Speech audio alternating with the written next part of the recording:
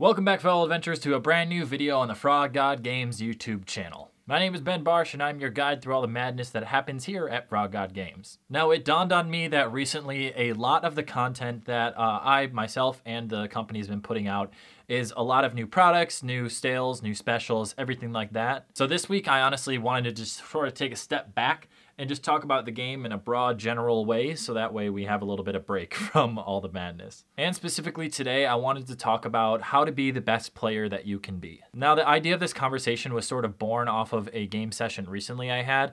My group, I'm the dungeon master of my group. We're playing currently a 5th edition campaign, but we took sort of a long break because, some of us go to school in different states.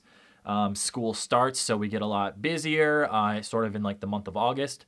And we were actually just able to play a game session this last weekend. And of course, we had to sort of like, dust ourselves off or get the rust off because it had been a while since we had played. And while we were playing, we didn't really have a, super serious session where we were all dialed in 150%.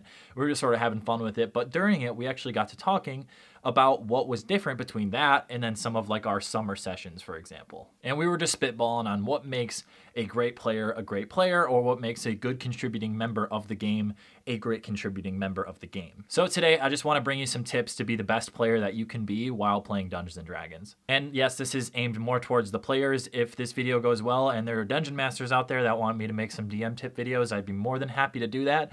And on top of that, have on some of the awesome Frog God DMs like Matt Finch or Bill Webb to give their insight as well. So step number 1 to being a great contributing player is preparing for your game. Now this one might seem very simple, but is very, very often overlooked. To be prepared, you want to have your character sheet ready, your dice, all the supplies that you're going to need to actually play the game, but also take a step back in time and think, okay, what did we do last session and how am I going to apply that to this session? Personally, as a DM, I get a little annoyed when I put all this time into like, a 5 or 6 hour session and then the players just have no idea what happened the time before. I recommend trying to prepare the night before if you can.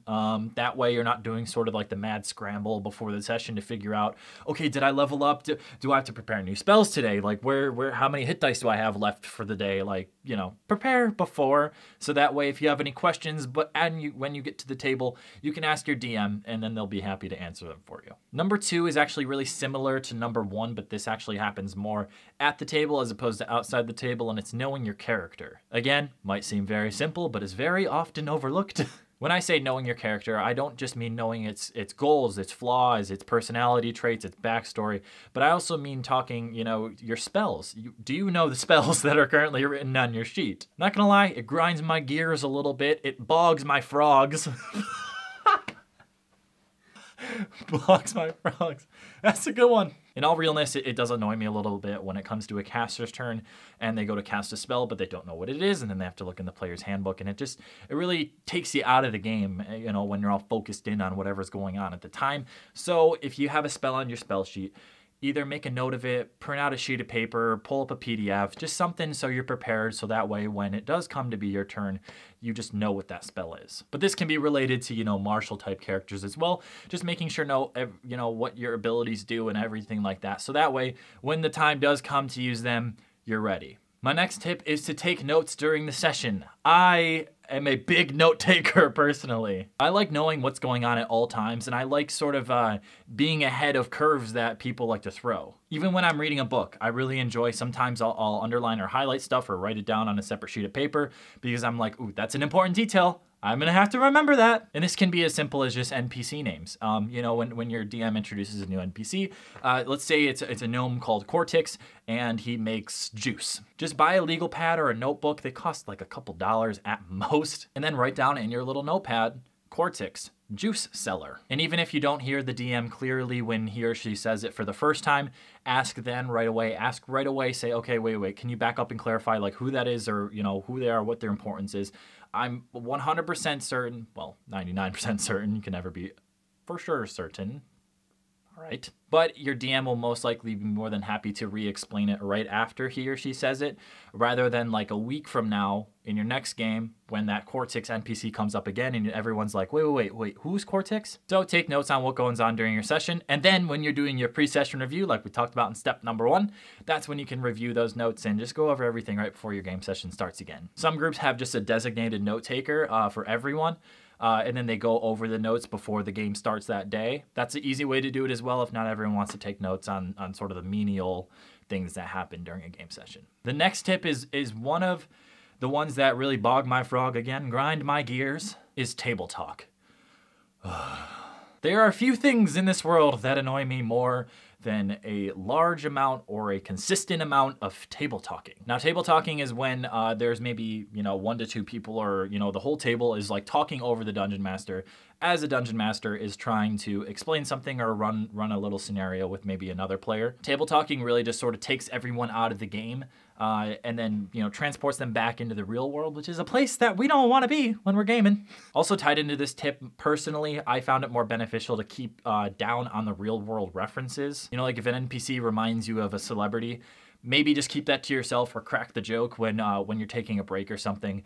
Sometimes when you bring out these jokes or these table talk scenarios and make real world or meme references, it can really just take everyone right out of the game, and then it's much harder to refocus than it is to take you out. I don't know if that made sense. I'm going to repeat that real quick. It's much harder to refocus after your focus has already been dragged to a different place via like a joke, a meme, a real world reference or something like that. How do I combat this? Well, maybe like every 1 to 2 hours, we take like a little 15-minute break where you can run to the bathroom, get in some more water, get another snack, just sort of get any, non-contributing ideas out of your system. So that way, when we refocus back in 15 minutes later, everyone's dialed in, ready to play the game. To me, I found that way more beneficial than, cracking jokes left and right and going from unfocused to refocused, unfocused to refocused.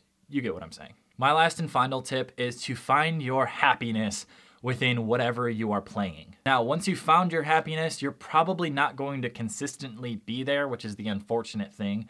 For example, there's a lot of players that really enjoy role-playing, and they would rather their sessions be based around role-playing with maybe a little encounters. There are some players that really, really enjoy combat, and they don't really love role-playing as much. They like to stay over there. Find what you really, really enjoy, so that way, when that comes up in the session, you can rise up and really capitalize on that situation. Once you do find what makes you the happiest about the game, be conscious about it and work to better yourself in the other scenarios. Personally, I started off liking combat way more than I liked role-playing in D&D. I'm an old school gamer. I grew up on first edition. I was like, I just want to bash things heads in. It also doesn't help I started off on solo modules, so not a lot of role-playing unless you're talking to yourself. I don't talk to myself. I don't. Shut up. And you guys tell I'm super weird. But I had to learn how to love role-playing, and now it's arguably one of my favorite parts about the game. And there's other parts of the game like exploration and all the other kind of stuff. So once you find your happiness within the game, be conscious about it and work on the other things. I promise that happiness for the other factor is not going to go away.